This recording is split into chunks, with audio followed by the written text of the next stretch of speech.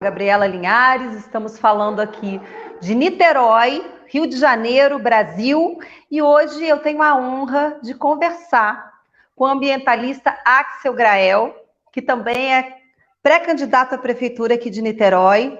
Niterói que está entre as 7 melhores cidades de qualidade de vida, é uma cidade que está servindo de exemplo nesse momento de pandemia, com todos as iniciativas que estão sendo tomadas, e é uma felicidade conversar com o Axel. Estou muito feliz, é uma honra, Axel. Muito obrigada. Muito obrigado, Gabriela, obrigado por me convidar aqui para essa conversa.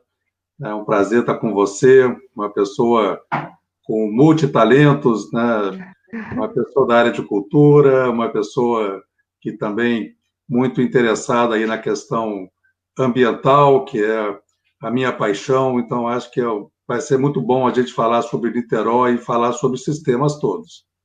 Ótimo. Hoje a nossa live a gente vai falar de meio ambiente, ser humano e futuro. Primeiro, Axel, eu gostaria que você falasse um pouco da sua trajetória como ambientalista e gestor público. Contasse um pouquinho para a gente. Bom, eu comecei como ambientalista aqui em Niterói ainda na década de 70, né, numa época em que pouca gente falava sobre meio ambiente. No Brasil, o assunto estava começando, os primeiros órgãos ambientais, as primeiras ONGs, né, surgindo. A primeira delas a primeira dela aqui no Rio, depois no Rio Grande do Sul, depois, mas assim um processo bem lento, né, de mobilização, né, de tomada de consciência sobre esse assunto. O Brasil ainda vivia, né, um momento de teses desenvolvimentistas, e aqui em Niterói, né, nós começamos a atuar criando um grupo ambientalista chamado MORE, Movimento de Resistência Ecológica, bem década de 70, e começamos, né, a nossa primeira bandeira era a despoluição da Baía de Guanabara, né, com um enfrentamento contra umas fábricas de sardinha em Jurujuba e ali na Ponta da Areia, ali no Barreto, que poluiu muito a Baía de Guanabara. Depois começamos a lutar pelas lagoas de Piratininga e Itaipu, pela criação do Parque Estadual da Serra da Tiririca, por ciclovias em Niterói. E aí eu me formei em engenharia florestal, comecei a atuar profissionalmente também nessa área, e viajando o Brasil todo, trabalhei na Amazônia, trabalhei em todos os biomas, né, do nosso país, e até que depois, em 2000 eu fui presidente do Instituto Estadual de Florestas, depois da Fundação Estadual de Engenharia do Meio Ambiente, por 2 gestões, até que em 2012, né, junto com o prefeito Rodrigo Neves, né, eu fui candidato a vice-prefeito com ele, e aí começamos aí essa caminhada, né, na Prefeitura de Niterói, onde eu estive até o dia 3 de junho agora, quando eu me desincompatibilizei para cumprir a legislação ambiental, desculpe, eleitoral.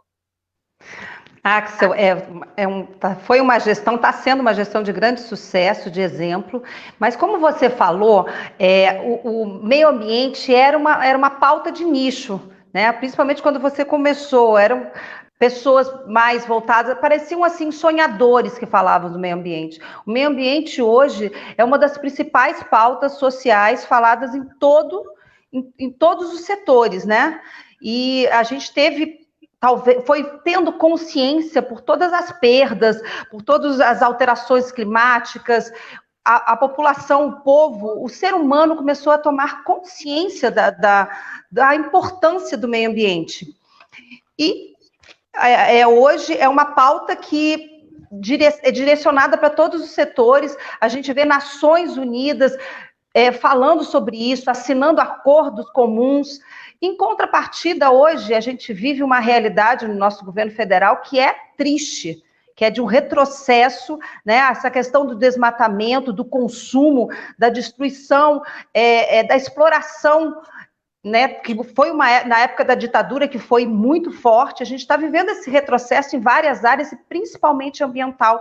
Eu queria que você falasse como é que você vê esse despertar de consciência ecológica, né, nos últimos anos, na sociedade, nas pessoas, em contrapartida essa postura do governo de desestruturação de tudo que é ligado à proteção do meio ambiente. Pois é, Gabriela, você levantou esse ponto que é muito importante.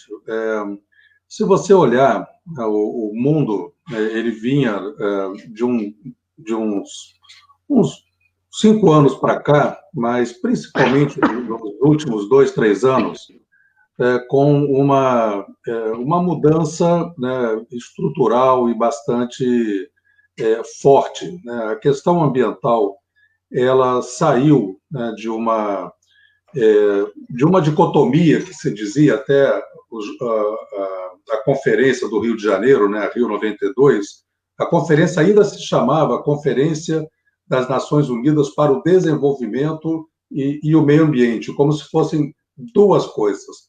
Dessa conferência veio o conceito da sustentabilidade. Essa questão veio ganhando espaços, e se você olhar, no ano passado, o Fórum de Davos, que é quando os principais dirigentes mundiais se encontram para discutir questões econômicas, o tema já era de economia verde e questões climáticas. Depois, se você olhar, em setembro do ano passado, antes da Covid, né, antes da pandemia, a Alemanha, que vivia uma crise econômica, né, já ali no limiar de entrar numa recessão, qual foi a atitude, né, da Angela Merkel, né, a chanceler, né, da Alemanha? Ela lançou um programa de 40 bilhões de euros de projetos ambientais, né, na área tanto do transporte, né, como da energia e da habitação. Isso veio depois, né, que houve um grande número de mobilizações nas ruas, as pessoas pedindo uma política mais responsável com relação à questão climática. E das eleições que vieram, os verdes, né, tiveram um avanço enorme, e a reação dela foi um grande pacote na área ambiental. O Macron, na França, foi a mesma coisa. Também diante, né, dos avanços, né, dos verdes, ele lançou, né, um programa, inclusive, com uma ênfase muito grande também na questão climática e na sustentabilidade. Agora, com a questão da pandemia, né, os dois, né, reforçaram essas políticas como forma de retomada da economia depois da pandemia. O mesmo aconteceu na Inglaterra, né, que inicialmente tinha uma atitude negacionista com relação ao coronavírus, e depois caiu a ficha, e hoje a mesma atitude, um forte pacote com ênfase ambiental. E no Brasil, o que nós estamos vendo? O contrário, né, uma atitude de estímulo, né, ao desmatamento, às queimadas da Amazônia, de estímulo ao conflito, né, com as áreas indígenas, com as áreas protegidas. Foi necessário, né, um grande fundo de investimentos mundial pressionar o Brasil para que o país, o atual governo federal se movimentasse. E agora, na semana passada, inclusive, um grupo, né, de todos os ex-ministros da Economia e presidentes do Banco Central se reuniram para pressionar o governo a mudar a atitude com relação à questão ambiental. Então, a gente vê o mundo indo numa direção e o Brasil indo em outra direção. Isso é lamentável, o país está perdendo oportunidades Se o Brasil abraçar a questão ambiental, a gente tem como ganhar protagonismo mundial e não o papel de vilão que a gente está tendo agora nesse momento. É exatamente isso.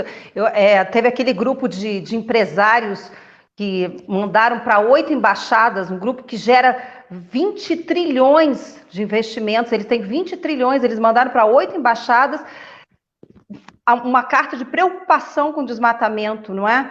Teve os empresários que procuraram o vice-presidente, uma carta para o vice-presidente Mourão, não foi direcionada ao ministro, ao Salles, que eu não sei nem o que dizer, eu acho de uma monstruosidade, e nem ao presidente, de uma monstruosidade tremenda. O Mourão respondeu que agora é tarde. Isso é um pouco chocante, né, da gente ouvir. Agora é tarde. Ele quis dizer que agora é tarde para esse momento de verão amazônico, que chama, que é um período de poucas chuvas, então, quer dizer, a mobilização deveria ter acontecido, o próprio general reconheceu isso e o governo não se movimentou e vamos ter perdas recordes, né, com grilagem, com ocupação de áreas e destruição, né, de áreas de floresta. Axel, como é que o meio ambiente vai ajudar na recuperação? Como é que ele vai influenciar na recuperação econômica? Como é que o meio ambiente pode influenciar na recuperação econômica no Brasil? Olha, eu acho que da mesma forma que nós estamos fazendo aqui em Niterói. Existe uma grande preocupação, né, com relação à retomada dos empregos, né, à retomada da economia, né, o fortalecimento da atividade, né, da empresarial, né, o empreendedorismo na cidade. E Niterói, nesse aspecto, até tem uma vantagem com relação a outras cidades, né, porque a cidade ela se mobilizou, né, rapidamente e conseguiu desenvolver programas que vão ajudar muito, né, ajudaram muito nesse processo de enfrentamento da Covid e vai ajudar principalmente na retomada da economia. Então, Niterói desenvolveu um programa que eu coordenei quando estava no governo, de apoio, né, às famílias, né, que mais precisavam, e foi oferecido um cartão pré-pago no valor de R$ 500, né, para 50 mil famílias, Gabriela. 50 mil famílias. Isso significa quase que a metade da população de Niterói, que recebeu essa ajuda sem aglomeração na porta do banco, com um sistema de distribuição, né, sem aglomeração, foi tudo com hora marcada, com local certinho.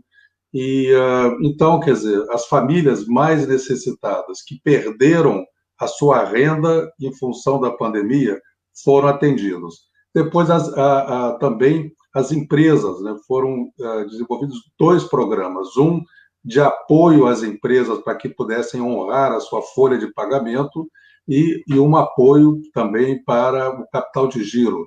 Então, essas 2 atividades, elas não impediram que tanto as famílias como as empresas passassem por dificuldades, mas permitiu que fosse muito melhor, né, a capacidade de enfrentamento do problema.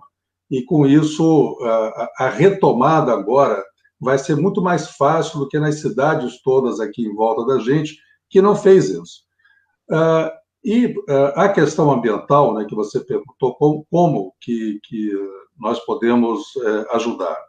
Primeiro, que uma das alavancas assim, mais eficientes para a geração de emprego, né, de curto prazo é a construção civil.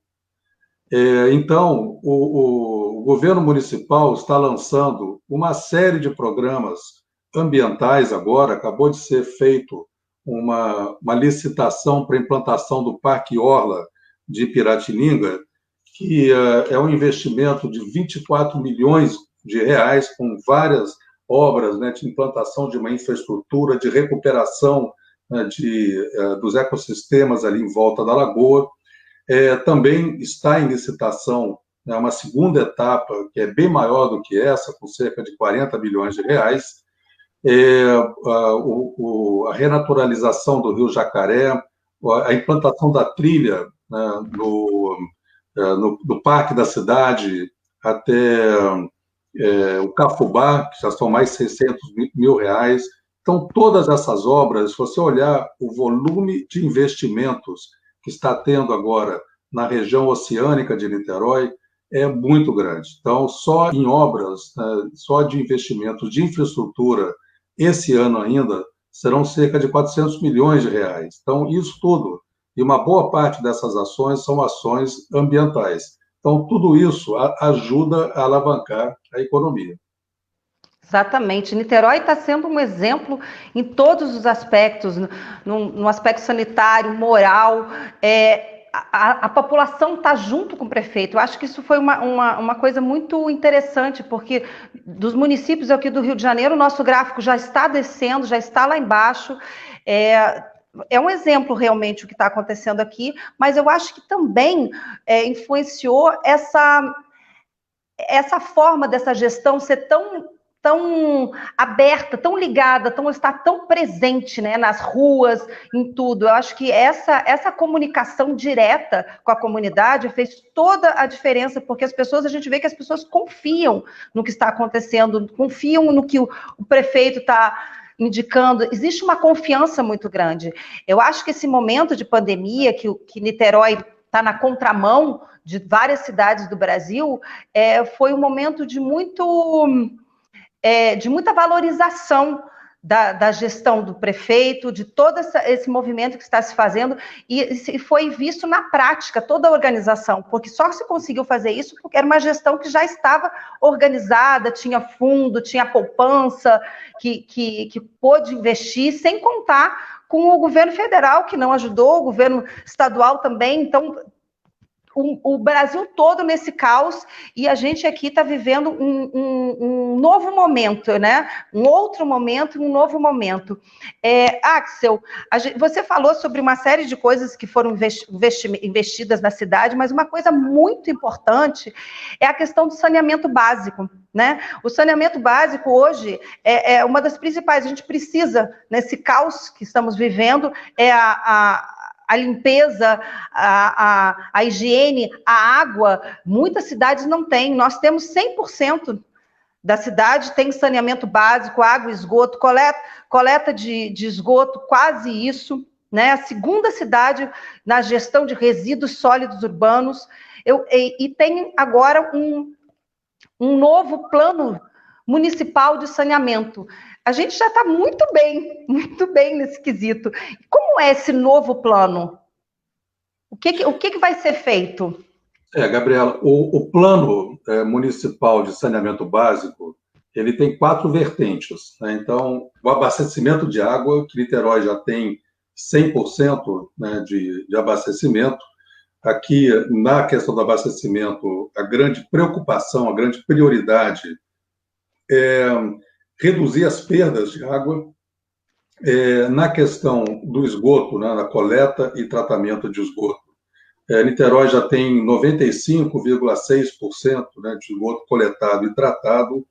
A prioridade é chegar à universalização, o que é possível até chegar esse ano ou no ano que vem, com a construção ali da estação ali no Sapê, né, e ainda a implantação de algumas redes e também a solução para o saneamento em Várzea das Moças. Com isso, a gente vai chegar a 100% de esgoto coletado e tratado. A prioridade aí é fazer com que esse saneamento, né, ele resulte numa melhoria da qualidade dos corpos hídricos, né? Porque nós já temos 95%, se você olhar os nossos rios, né, nossas lagoas, ainda tem muita poluição causada pelo esgoto, principalmente por falta de conexão correta, né, dos imóveis à rede de esgoto. Então, existe um programa chamado Se Liga, que a gente vai de lote em lote. Já foram feitas, de 2015 até agora, para você ter uma ideia, 22 mil visitas. 22 mil visitas a lotes, a propriedades daqui da cidade, para verificar a conexão e ainda tem que fazer muito mais. Para cada 15 lotes, né, que estão conectados direitinho, tem um lote que não está. Então, por isso que é muito trabalhoso, você tem que ir verificando, e com isso a gente vai aos poucos melhorando. A outra, terceira área, né, de atuação é resíduos sólidos, né? Então, gestão do lixo na cidade. Isso, Niterói já é a segunda melhor cidade do país, mas estamos avançando ainda em várias frentes. Uma prioridade importante é a implantação da usina, né, de biodigestão que está sendo implantada no Morro do Céu e que vai permitir, né, que toda a matéria orgânica produzida em Niterói seja levada para lá e gere energia. Para você ter uma ideia, Gabriela, a energia a ser gerada por essa usina vai ser suficiente para abastecer todas as casas, né, do Fonseca. Então, isso a partir do lixo. E a quarta área importante é a drenagem, que é onde está a maior atenção hoje em infraestrutura, das obras de infraestrutura nesse momento. Basta ver as obras lá da região oceânica, né? Quanto investimento e quanto cuidado está sendo dado à questão da drenagem, mas é onde a gente ainda precisa avançar muito. Acabou de ser aprovado agora o marco regulatório, né, do saneamento, né, pelo Congresso Nacional. Esse marco, ele é um salto, ele é um avanço importante, né? Ele estabelece metas para o Brasil, mas o Brasil, infelizmente, está muito atrasado na agenda do saneamento. Nós estamos chegando, Niterói é uma das melhores cidades do Brasil, né, em termos de saneamento. Estamos chegando à universalização, mas, né, se você olhar, quer dizer, isso era uma coisa que já era para ter sido resolvido. Tratar esgoto, cá entre nós, é uma agenda do século XIX, né? E a gente está agora chegando a esse ponto em Niterói. Se você olhar as demais cidades aqui da região metropolitana, né, a maior parte dos municípios, né, da Baixada e São Gonçalo trata próximo a zero, né? E aí a consequência disso está na Baía de Guanabara e está também nas doenças de veiculação hídrica que a gente vê pela falta de saneamento. A gente estava, logo no início da pandemia, a gente precisando de água, a gente viu o Rio de Janeiro com aquele caos, o problema na água, o problema, não tinha como usar água potável, não tinha água, foi uma coisa absurda que se viveu em todas as, principalmente na Zona Sul. A Zona Sul ficou sem água, tinha que comprar água, isso foi uma coisa absurda, e um país que a gente tem tantas reservas que esperamos que continuemos tendo. Axel, você falou das obras da região oceânica. Nas duas gestões do Rodrigo, a região oceânica teve uma mudança absurda. Depois da abertura do túnel Charitas-Cafubá, a gente teve as avenidas, o BRT, os canteiros com paisagismo. Agora, o cantão lá de Itaipu, no meio da pandemia, foi entregue essa obra que está maravilhosa, está linda. Nós estamos com uma cidade que ela emana prosperidade, né? Ela tem isso faz parte de uma saúde também do todo. A gente vê o cuidado nas mínimas coisas. Nas escolas, as escolinhas também, com esse cuidado, a cidade teve uma mudança muito grande, desde o canteiro até os parques. E como é que foi essa organização? Isso foi o planejamento para porque ao mesmo tempo que traz essa questão próspera, a beleza, a limpeza, isso reflete em cada um de nós, né? Reflete no todo. Como é que foi essa organização para isso? Pois é. Em 2013, quando nós assumimos, a situação fiscal da Prefeitura de Niterói era muito ruim. Para você ter uma ideia, na época, o orçamento municipal de 2013 era da ordem de 1,3 bi. Nós tínhamos de dívidas de curto prazo, dívidas com fornecedores, né, dívidas com a empresa que faz a coleta de lixo, uma folha de pagamento em atraso, tudo isso representava 400 milhões. Então, 400 milhões em 1 bi 300 é um quarto, né, do orçamento que a gente tinha só de despesas de curto prazo. Então, a prioridade foi o saneamento fiscal, né, da prefeitura, enquanto que eu recebi a missão do prefeito de buscar recursos para investimentos. Nós estruturamos um escritório de gestão de projetos, um EGP, e aí fomos buscar, conseguimos recursos junto ao BID, junto à CAF, junto ao PAC da mobilidade, que gerou, o túnel Charitas-Cafubá, Transoceânica, e com isso a cidade começou, a ter um processo já de investimentos em infraestrutura, e essas coisas elas vão, você dinamiza um segmento, né, da economia, você já vai puxando outros segmentos e a cidade vai tendo um processo, né, mais positivo, né, de desenvolvimento. Normalmente, as gestões, elas escolhem 1, 2, 3 áreas, assim, investem naquilo e o resto você cumpre tabela. Na gestão do Rodrigo, não foi assim, né? A prefeitura atuou em todas as áreas. Então, você vê, na área de saúde, houve um investimento, né, na melhoria dos hospitais. Quando a Covid chegou, né, a cidade ela já vinha, né, desde o começo de janeiro, observando o que estava acontecendo no mundo. Quando chegou aqui, já sabíamos exatamente o que era preciso fazer, já tínhamos aumentado o número de leitos, já estávamos preparados, né, para socorrer a população, né, e fazer o que precisava ser feito. Então, na área da saúde, em 2013, a cobertura do médico de família era por volta de 50%, né, do público-alvo, e agora já estamos chegando a 100% de cobertura. Então, isso melhora demais todo o sistema, né, de atendimento à saúde da população. Na educação, foram 25 novas escolas, né? Então, no saneamento, nós aceleramos todo o processo de investimento para chegar a essa universalização agora. Na infraestrutura, como você falou, na mobilidade. Então, muitas ações, né, que foram sendo feitas. Muita gente fala, mas também vocês tiveram o royalties do petróleo e tudo. É importante dizer que o royalties do petróleo chegou assim, de uma forma mais intensa em 2017 e 2018.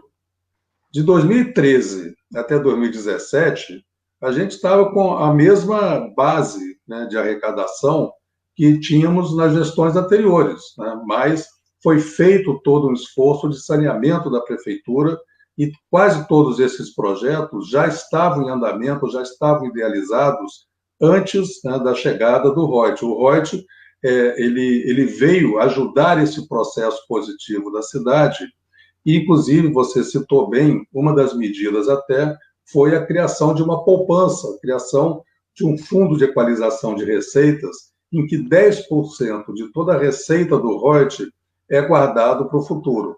Esse fundo foi muito importante, inclusive, para que a cidade pudesse ter condições de investimentos agora, nesse momento da Covid. A gente tinha tempo, porque a gente estava vendo o que estava acontecendo nos outros países. O Brasil tinha que estar mobilizado e se preparando para isso, né? Aqui foi feito o gabinete de crise em dezembro, já estava todo mundo reunido, já se sabia o que fazer, por isso que a gente...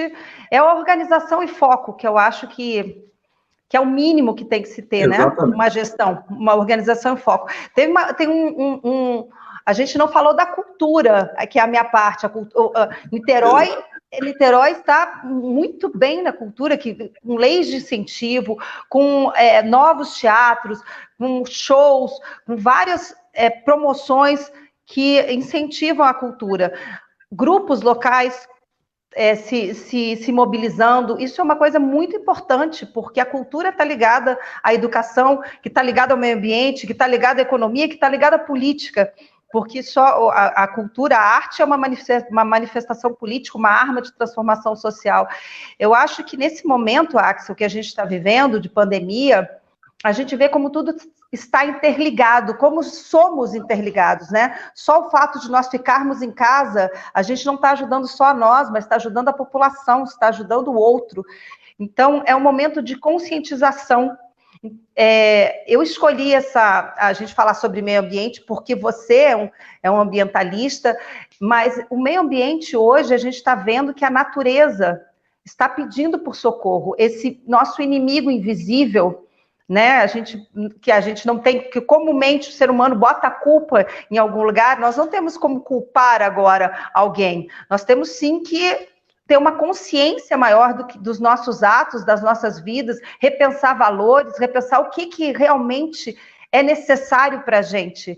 E eu acho que nós estamos vendo como o poder público é importante, tanto na administração, como também a saúde pública é tão importante, como é importante a educação, como é importante as pesquisas, como é importante tudo que estava sendo atacado e mal administrado no governo federal. Então, assim, Niterói está servindo de exemplo em todos os aspectos. Então, a gente vê hoje todo o planejamento, a volta às aulas, que não sabemos ainda quando vai voltar, mas teve todo um amparo ao aluno das escolas municipais, tanto também, dando também um cartão para eles terem a cesta básica deles, porque muitos alunos nós sabemos que se alimentam, né, na aula, que tem boa parte das escolas do município tem período integral e esses alunos precisam da alimentação. Então, nós tivemos em vários segmentos, a gestão do Rodrigo Neves se preocupou em todas as áreas. Então, eu acho que isso é um exemplo que a gente precisa falar, precisa intensificar, e precisamos falar dessa relação, que uma coisa está relacionada à outra, né? Que tudo faz parte do progresso. Então, a gente estava falando aqui sobre saneamento básico, sobre a água, sobre o sistema lagunar. Então, toda essa limpeza que está acontecendo, que é ainda um projeto, porque as lagoas ainda passam por muitos processos de esgoto, ainda estão sendo jogados, mas a gente vê que os nossos mares e lagoas estão ficando cada vez mais limpos, e isso proporciona não só a saúde, como também prática de esportes, né? De esportes aquáticos, como a sua família é representante e traz muito orgulho para a gente nos esportes aquáticos. Então, isso é uma coisa também muito importante, como uma coisa liga a outra. A educação, a saúde, o conservar da natureza, das águas, o esgoto, proporciona também o esporte, o bem-estar, a saúde pública. Exatamente, Gabriela. Você tocou aí em alguns pontos importantes, né? Primeiro, você falou da questão da cultura. E o Brasil já vivia um momento de crise econômica, crise política, e depois veio a crise sanitária, né? E para a gente sair dessa crise, é importante dinamizar todas as áreas da economia. E, infelizmente, né, o atual governo federal, ele vilanizou, né, tanto a área ambiental como a área da cultura, que perderam, inclusive a cultura, assim como o esporte, né, perderam protagonismo, deixaram de ser ministério, viraram penduricalhos em outros ministérios. E essa falta de visão, né, você vê, a cultura, ela representa 2,6% do PIB nacional, gera mais ou menos 1 milhão de empregos, né? A cadeia produtiva em torno da atividade econômica é muito forte. Niterói é a 9ª cidade que mais investe em cultura no país. E olha que nós estamos na frente de várias capitais, né? Mas, assim, cidade do porte de Niterói, com 500 mil habitantes, nós somos a cidade que mais investe na cultura. E isso é muito importante, né? Você vê, Niterói tem feito todo um programa na área do audiovisual, né? Enquanto, né, o Rio de Janeiro e outros lugares estavam fechando salas de espetáculo, a gente estava inaugurando aqui, né, uma nova sala, e então, quer dizer, é um olhar completamente diferente, né, que a gente está tendo aqui em Niterói. Você lembrou também, né, da questão das lagoas. As lagoas de Piratininga e Itaipu, né, como eu falei no começo, né, foi uma das primeiras bandeiras, né, que eu abracei como militante ambientalista, né, em Niterói. Durante décadas, né, a gente clamava, né, por investimentos, por atenção, por cuidados, né, com as lagoas. As lagoas são do Estado, elas não são municipais, e o Estado nunca priorizou as lagoas e o município também não. Então, quando nós assumimos, né, já era, né, uma das prioridades da gestão do prefeito Rodrigo Neves a recuperação das lagoas. Mas muita gente fala assim, mas as obras não começaram, as coisas não começaram a ser feitas. Gente, você não faz um cavalo de pau, né? Você não muda completamente, né, a trajetória, né? Depois de décadas e décadas de degradação, e você de uma hora para outra consegue recuperar. Para recuperar as lagoas, né, a gente teve que fazer os investimentos na área de saneamento, tivemos que buscar recursos, né, para as obras necessárias para isso. Nós fomos buscar recursos, né, num banco multilateral, que é a CAF. Para isso, você tem que passar, né, pelo Ministério do Planejamento, pelo Ministério da Fazenda, você tem que ir ao Senado Federal, que tem que autorizar a cidade de Niterói a captar esses recursos, a Câmara de Vereadores tem que autorizar. Então, é um conjunto de medidas, é muito trabalhoso, por isso que nunca ninguém fez, né? Agora, nós temos um projeto, né, para a recuperação da Lagoa de Piratininga e Itaipu. Esses projetos já estão saindo do papel, a licitação para o Parque Orla já foi concluída, né? A Prefeitura está agora dando aí as últimas medidas aí, antes da ordem de início para o começo das obras. Agora, provavelmente semana que vem, né, a empresa já começa a se estabelecer, né, ali na região, montando canteiro de obra e tudo já para começar as obras. Então, vai mudar completamente, né, hoje a cidade está de costas para a Lagoa de Piratininga. Uma outra questão que é a despoluição propriamente dita. Ali você tem que ter 3 medidas importantes, né? Primeiro, tem que parar de entrar nutrientes, né, que são o esgoto, e sedimentos, que vai assoreando a lagoa. Para isso, né, o Parque Orla prevê a implantação dos jardins filtrantes, né, que são soluções baseadas na natureza mesmo, que vão reter esses poluentes e esse sedimento para que não afete a lagoa. Depois é necessário você tratar aquele lodo que está no fundo da lagoa ali ao longo de décadas, né?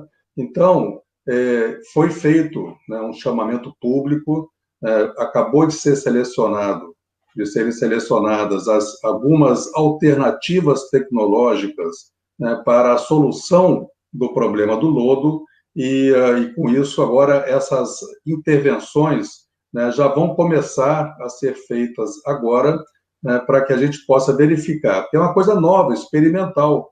O que sempre se faz quando tem assoreamento? É dragagem. Se você for dragar a Lagoa de Piratininga, vai jogar o material dragado aonde? Então, você tem que ter uma outra alternativa, e nós estamos buscando aí alternativas para isso, mas elas têm que ser testadas, então elas estão começando a ser testadas agora. O importante, Gabriela, é que os estudos todos que foram feitos mostram, se a gente implantar os jardins filtrantes do Parque Orla, que é um projeto que já foi premiado na França, antes mesmo de ser implantado, pela concepção inovadora que tem. Então, os jardins filtrantes. Se a gente resolver o problema do túnel do Tibau, né, que faz a ligação da lagoa, é um túnel artificial que foi feito pelo Estado, né, e o túnel colapsou, né, as rochas de cima caíram.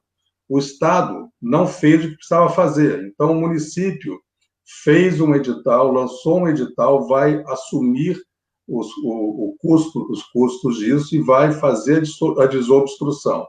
Além disso, se você melhorar algumas questões ali de vazão no canal de Camboatá, e se você estabilizar, né, com o enrocamento, ampliando o enrocamento no canal de Itaipu, a gente, em 5 anos, né, a contar de agora, coloca as duas lagoas em condições, em classe 2, né, perante a legislação. A legislação classe 1 é quando vulnerabilidade, dá para nadar. Entendeu? Classe 2 é que você já pode praticar esportes e tudo. Então, nós vamos levar tanto a Lagoa de Piratininga como Itaipu a classe 2, né, que é um ganho enorme. Hoje a gente está lá em classe 4, né, quer dizer, que é a pior classificação. Então, nós vamos ter um ganho muito grande e a cidade toda vai ganhar com isso, não só a região oceânica. É um sonho, vai ficar maravilhoso. E as nossas praias de Caraí, São Francisco, que também que faz parte ali da Baía de Guanabara, que também é um processo muito difícil, né? Pois durante muito tempo, né, a gente falava que era possível, né, despoluir a enseada de Jurujuba, por exemplo. E todo mundo dizia, não, mas se a Baía de Guanabara está poluída, como é que você vai despoluir a enseada de Jurujuba? Até o projeto Grael participou de um estudo que foi feito pela UFRJ de modelagem matemática da Bahia e mostrou que, claro, a enseada de Jurujuba faz parte da Baía de Guanabara. E se a Bahia está poluída, vai dar problema lá também. Mas a influência é muito menor do que as pessoas pensam. Então, a maior parte da poluição da enseada de Jurujuba vinha da própria enseada de Jurujuba. E a gente sempre botou culpa nos outros, né? Que os outros não tratam esgoto e tal, não sei o quê. Não, era a gente mesmo que estava poluindo. Foi feito, né, em 2013, a gente lançou um programa chamado Enseada Limpa, e começamos a trabalhar a despoluição da enseada. Em 2013, você tinha mais ou menos 15%, né, de vulnerabilidade nas praias da enseada até Icaraí. Hoje, nós já estamos com 65% de vulnerabilidade, né, e avançando. Então, é possível despoluir. A enseada de Jurujuba, né, vai ser a primeira parte da Baía de Guanabara a poder ser considerada despoluída, e quem frequenta, né, ali São Francisco, Charitas, entendeu? Ali os clubes que ficam ali na Estrada Frois, né, você pode ver como que está melhorando a qualidade da água na nossa enseada. Já melhorou absurdamente. Você falou na economia verde, agora voltando para a economia. Como é que a gente pode implantar essa ideia de economia verde aqui em Niterói? Como pode ser feito? A economia verde, né, a economia de baixo carbono, é um conceito planetário, né? Então, é você fazer com que a civilização deixe, né, de ter uma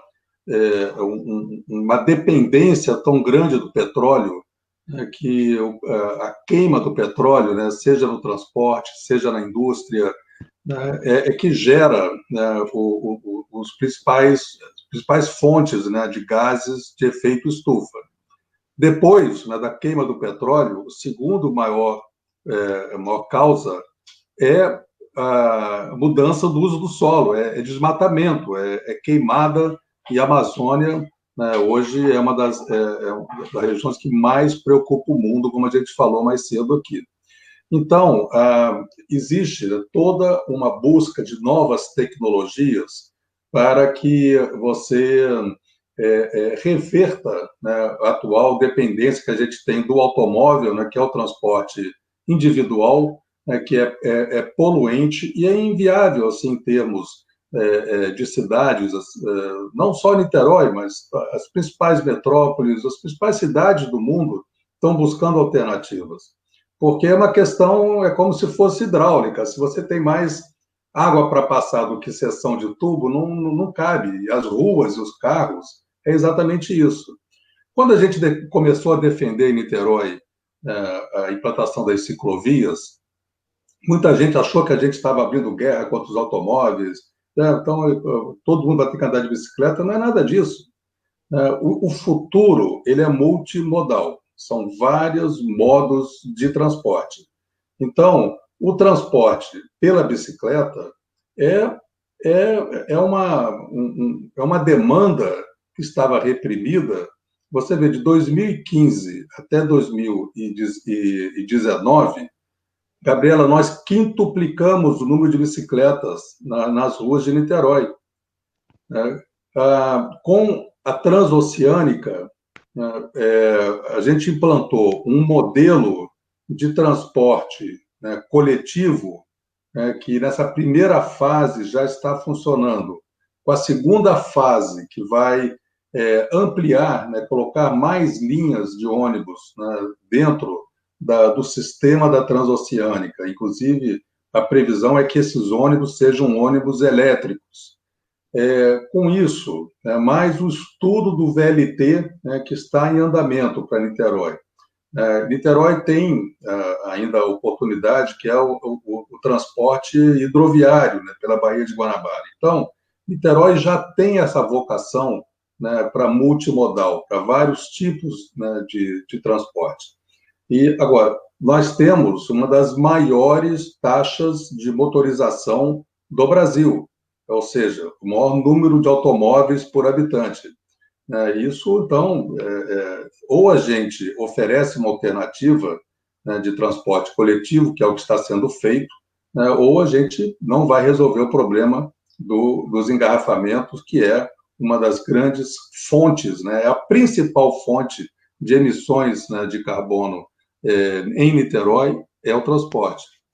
Então, além disso, né, Niterói constituiu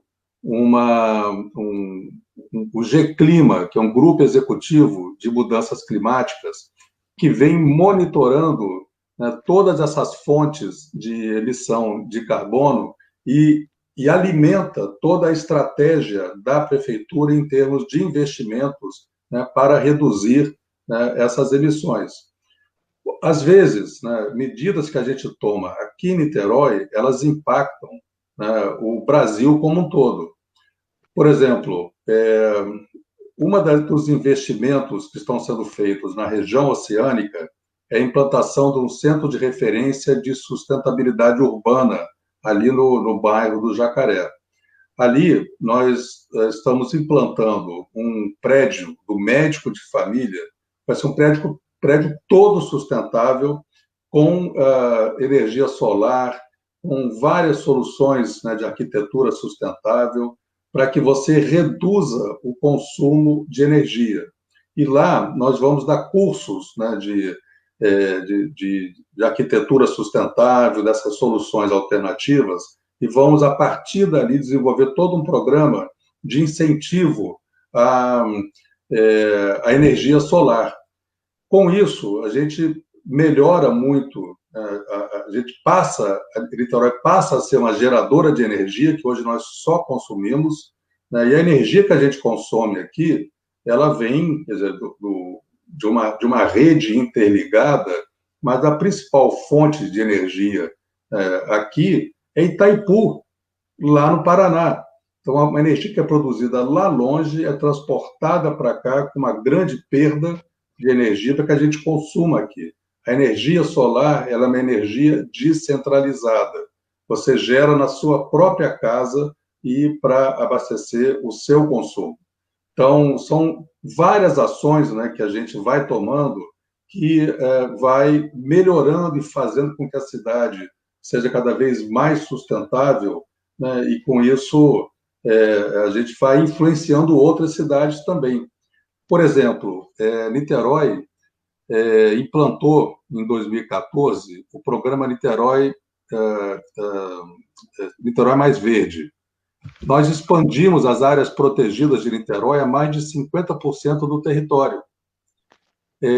Mais florestas melhora, né, o clima e o microclima da cidade. Se você tem uma cidade com clima mais ameno, né, se a gente desmatasse todas as nossas encostas, a cidade ia ser muito mais quente. Com o reflorestamento que está sendo feito, né, com mais de 70 mil mudas já plantadas, a gente vai reduzindo, né, o calor na cidade e diminui o consumo de ar-condicionado, diminui, né, vários custos, né, de energia também que as famílias têm. Então, é assim, uma coisa vai puxando a outra e a gente vai melhorando a cidade. Teve também uma iniciativa, que é um plano até 2033, que é o Niterói que queremos, que as pessoas podiam também participar. Quais foram os destaques? Você sabe quais foram os destaques desse? Sei que eu participei bem disso. Isso foi maravilhoso. Em 2013, a cidade carecia, existia um passivo de planejamento muito grande. Então, o primeiro passo foi pensar a cidade para 2033, ou seja, olhando a cidade, né, 20 anos para frente, de 2013 para 2033, que é uma coisa que normalmente os governos não fazem. Um governo de 4 anos, ele tem dificuldade de pensar em estratégias de longo prazo, para 20 anos para frente, como a gente fez. Foi criada uma metodologia, nós buscamos uma parceria com uma organização lá do Rio Grande do Sul, comandada pelo Dr. Johann Peter, né, que é um empresário gaúcho, que tinha uma instituição chamada Comunitas, que nos ajudou, Movimento Brasil Competitivo, e que ajudou Niterói a fazer esse planejamento, né, e nós tivemos a ajuda também do setor empresarial de Niterói. Então, nós juntamos forças, 10 mil pessoas participaram desse processo, né, e nós, de uma forma coletiva, estabelecemos um cenário, né, para 2033, em todas as áreas, né, assim, do planejamento da cidade, e não foi um mero planejamento. Esse planejamento ele tinha metas, né, de 4, 8 e até 2033, para que e cada meta dessas tem um gerente, e foi instituído, né, um grupo chamado NGE, Núcleo de Gestão Estratégica, que a função deles era acompanhar a execução de cada uma dessas metas, para que é muito comum, Gabriela, assim, na administração pública, né?